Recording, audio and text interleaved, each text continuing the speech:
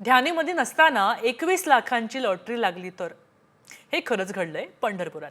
एका महिला सफाई कर्मचाऱ्याला 21 लाखांची लॉटरी लागली आहे. मनीषा वाघेला या पंढरपुरात वर्षानुवर्ष सफाईचं काम करतात. मेहतर गल्लीत त्यांचं 10 बाय 10चं घर आहे. अलीकडेच त्या गणेश मंदिरात दर्शनासाठी गेल्या होत्या तेव्हा त्यांनी सहज लॉटरी काढली आणि ती त्यांना लागली सुद्धा.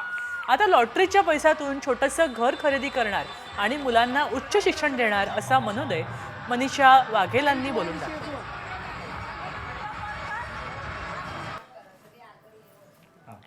काढली होती, मला लॉटरी लागली 21 लाखाची. गरीब परिस्थिती होती, राहायला पंढरपूर मध्ये आहे.